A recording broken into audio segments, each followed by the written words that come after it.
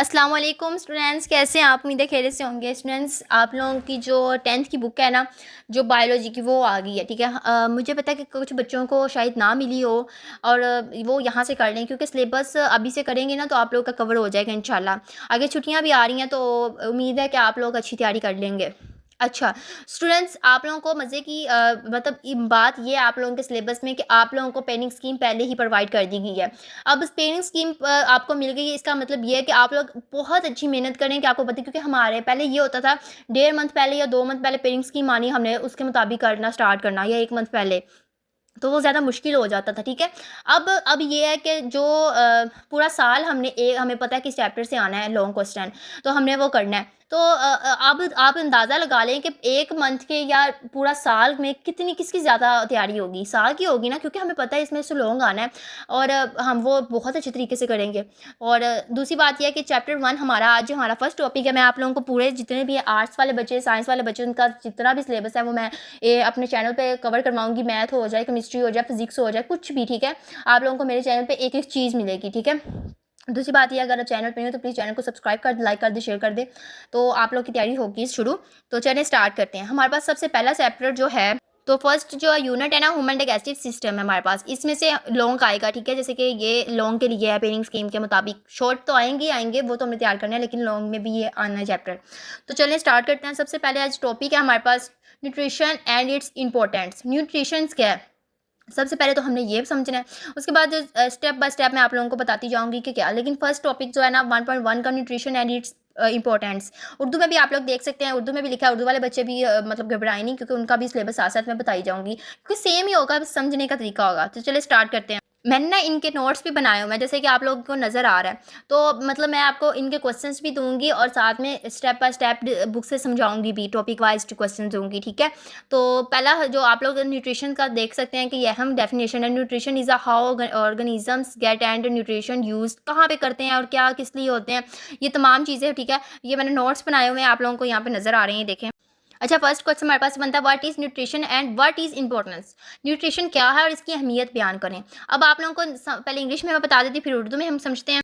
Nutrition is how organisms get and use nutrients, it helps them to grow, stay health and repair their bodies. Animals include human can not make their own food, they get it from others organism, this is called heterotrophic nutrition. ठीक है, अब nutrition क्या है, nutrition से मुराद है जानदार की किसी तरह की गज़ा हासिल करता है, कैसे उन्हें इस्तेमाल करता है, ग़िज़ाई अज़ा जानवरों की नशोनुमा करने, सेहतमंद रहने, जिस्म की मरम्मत करने में मदद करता है। ठीक है, ये है न्यूट्रिशन। अब इन न्यूट्रिशन का इस्तेमाल तमाम जानवरों, इंसानों और अपनी खुराक को तैयार कर सकते हैं। दूसरी तरफ जानदार से हासिल करता जो चीज़ें होती हैं ना, उनको हाइड्रोट्रॉफिक कहते हैं। ठीक है, न्यूट्रिशन कहते हैं। अच्छा, अब ये हमने समझ लिया। अब नेक्स्ट जो हमारे पास क्वेश्चन है ना, वो देख सकते हैं। नेक्स्ट क्वेश्चन, ये जो बॉक्स में नज़र आ रहा है ना आपको, ऑटोट्रॉफिक और हाइड्रोट्रॉफिक, इसमें क्या फ़र्क है? तो ये जो बॉक्स में लिखे होते हैं ना, ये डेफिनेशंस बहुत ज़्यादा इंपॉर्टेंट होती हैं, तो आप लोग देख सकते हैं। अच्छा, अब इसका फ़र्क मैंने ये पिक्चर्स के ज़रिए बनाया है। जो ऑटोट्रॉफिक न्यूट्रिशन होते हैं वो होता है पौधों से मिलती है। ठीक है, जैसे ऑक्सीजन हो गया, सनलाइट हो गया, ये तमाम चीज़ें। उसके बाद जो हाइड्रोट्रॉफिक है ना, वो जो बर्ड्स होते हैं वो खाते हैं, जो ये मशरूम्स, ये आपको पौधे वगैरह, और जो एनिमल्स होते हैं वो भी पौधे वगैरह खाते हैं। तो आप लोग देख सकते हैं, ये देखें नीचे लिखा हुआ है, जैसे कि ये बनी हुई है पिक्चर्स।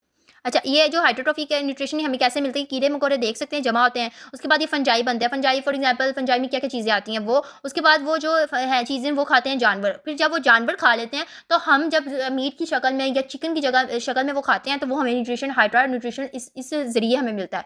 तो आप लोग को समझ आ गई है इसमें डिफरेंस क्या है। नेक्स्ट क्वेश्चन हमारे पास ये देखें, ये मेरे क्वेश्चन में लिखा है क्वेश्चन 2 में कि differentiate between autotrophic and heterotrophic nutrition. तो ऊपर उसकी डेफिनेशन लिखी है, is mode of nutrition in which organism produce their own food from inorganic substance use light of और सॉरी केमिकल एनर्जी। उसके बाद जो हमारे पास है हाइड्रा, वो आप लोग को नजर आ रहा है। It is mode of nutrition in which organisms obtain their food by other organisms और ऑर्गेनिक मैटर। ठीक है, ये होगी डेफिनेशन, उर्दू में भी आप लोग देख सकते हैं। नेक्स्ट हमारे पास क्वेश्चन नंबर 3 आ गया, जैसे कि आप लोगों को नजर आ रहा है। Explain the 5 main steps of nutrition in animals. Animals में जो 5 न्यूट्रिशन है उसके स्टेप बाय स्टेप्स बताएं, इंग्लिश में भी उर्दू में भी, मरहले जिसे कहते हैं। फर्स्ट है इंगेशन, सेकंड है डाइजेशन, थर्ड है ऑब्जर्वेशन, और फोर्थ है असिमिलेशन, और फाइव्थ है इगेशन। ये मैं आपको समझाती हूँ पिक्चर्स में भी, लेकिन यह है कि एक बार आप पढ़ लें। Taking in food and drinking through the mouth, second है digestion, breaking food in to smaller part in the body can absorb. Third हमारे पास है, थर्ड ऑब्जर्वेशन में moving nutrition nutrients from the digestion food into blood और lymphs. और fourth है simulations use the absorb nutrients in cell and tissue में। For five है removing undigested गैस्टिव food and waste the body. अच्छा, अब आप लोगों को ये समझ आ गई। पिक्चर्स में देखें, जो फर्स्ट है हमारे पास इंगेशन में ये होता है कि देखें taking food and drinking thought mouth, मतलब खाना और पीना।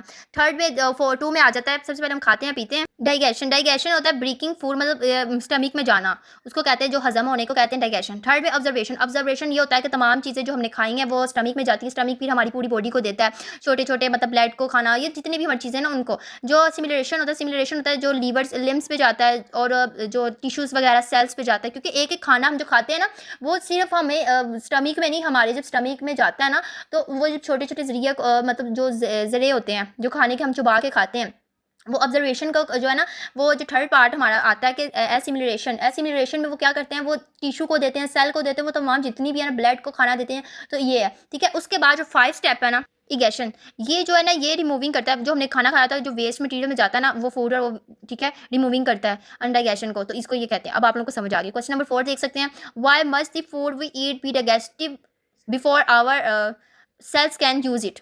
अब उर्दू में इसको पढ़ते हैं। ये क्यों ज़रूरी है कि हमारी खालियों के इस्तेमाल से खुराक, खालियों पता है किसे कहते हैं, सेल्स को कहते हैं, कि इस्तेमाल से पहले खुराक को हज़म किया जाए, क्यों ज़रूरी है। वो पूछ रहे हैं कि जो है ना जो खुराक है, ये जैसे कि आपको पीछे नज़र आ रही होगी। देखिए स्टूडेंट्स, जैसे कि आप लोग को पता है हम एक नवाला लेते हैं, ठीक है, रोटी का ले लें।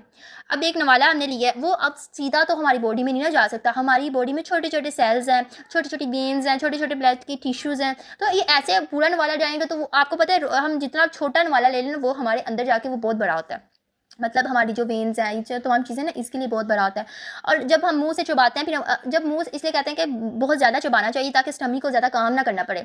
हम जब मुंह से चबा के फिर जो बाकी काम होते हैं छोटे छोटे बिल्कुल जो मिनी होते हैं ना, मिनी माइक्रो जो जिसको कहते हैं बहुत छोटा, उससे भी छोटा होकर वो हमारे स्टमक से निकलता है, फिर उसके बाद ब्लड में जाता है और फिर जो सेल्स में जाता है। अगर डायरेक्ट चला जाए तो वो फिर ना, इसलिए कहते हैं कि देखें आपका स्टमक ख़राब होता है।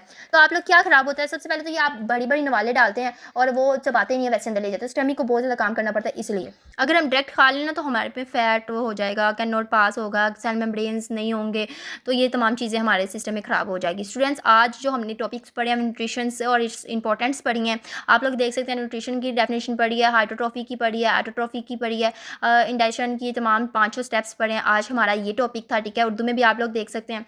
तो उम्मीद है कि आप लोगों को ये टॉपिक की समझ आई होगी। चैनल को सब्सक्राइब कर दे, लाइक कर दे, ताकि मैं अगले टॉपिक्स भी दूँ तो आप लोगों को वो मिल सकें। अल्लाह हाफिज़।